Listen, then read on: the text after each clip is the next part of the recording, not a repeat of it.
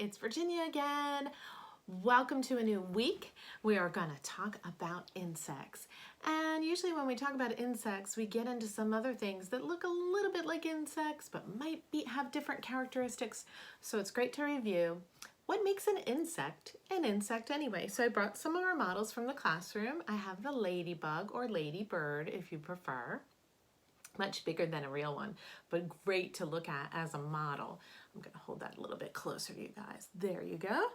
And our butterfly model, so beautiful, and you can really see some parts on the bottom. We're going to look at that. And our adult ant.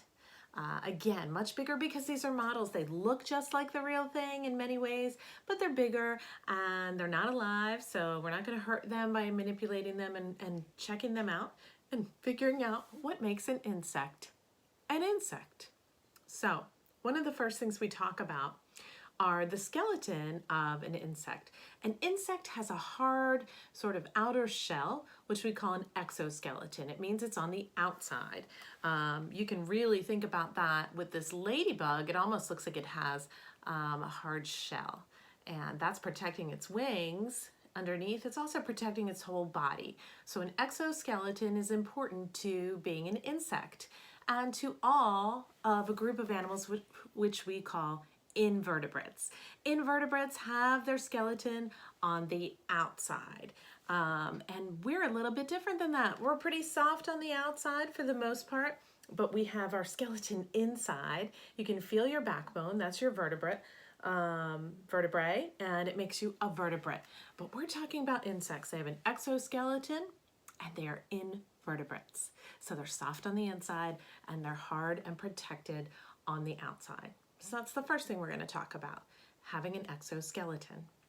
The second thing I want to talk about are the main body parts. I'm going to bring up our ant again because this is a great one to look at this on.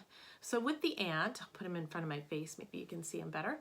He has three main body parts. We talk about head, thorax, and abdomen. And all insects are going to have three main body parts: head, thorax, and abdomen. We call our belly our abdomen. It's a little bit smaller, but for some insects, the abdomen is a very large part. On this ladybug, you can see a really big abdominal part, a little bitty head, and a thorax that's connecting the two. And the same on the back of this ladybug, kind of a smallish head, a little bit of a thorax, and a big long abdomen. Abdomens on insects come in different sizes and different shapes. All of these models that we're sharing today are insects. So we talked about having an exoskeleton and three main body parts. One of the things investigators of bugs and other critters trying to decide what they are look at next are how many legs that animal has. And with all insects, true insects, they are going to have 6 legs. You can see it on our ladybug. There are actually 3 pairs. These 2 go together, and these 2 front legs go together, and these 2 back legs go together to make pairs. Altogether, there are 1, 2, 3, 4, 5, 6. If you see something that you think is an insect and you count the legs and it only has 4 or it has even 8, then it's not an insect. An insect needs to have 6 legs. What have we talked about so far? Insects have exoskeletons, they have 3 main body parts, and they have 6 legs. So if I see something like that, it's probably an insect. But let me tell you a little bit more. What I think is really cool about insects is that they have these things on the front of their head, right? They have antennae. And the antennas on the insects, oh, this is a great one to look at, as our butterfly.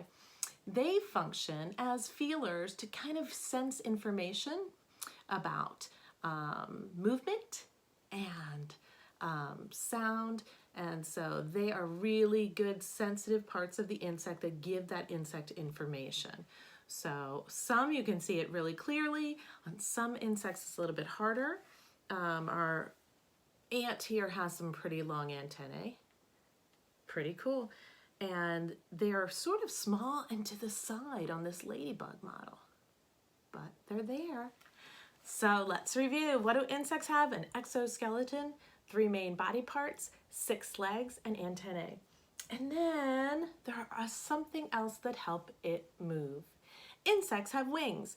You don't always see them using them, but when you do, it's really amazing. I think of a dragonfly's wings or a butterfly's wings, and they have two sets. Sometimes they're less obvious. So, you've got some underwings hidden on this ladybug, and that's what most of them have. So not all ants fly, but there are ants that do, and they're gonna have those two sets of wings. The main thing I want you guys to think about when you think, is that an insect, is the legs, because it's easy to see, and the three main body parts. We have more than that. You could call your neck a thorax. That would be a cool thing to do. So think about insects, look for them in your environment. They're gonna be out there. Tomorrow should be a great day for insect hunting, and that is in your plan. It's gonna be sunny and still kind of warm after this rain passes tonight, and I hope you see some wonderful insects out there. Thanks for joining me. Bye.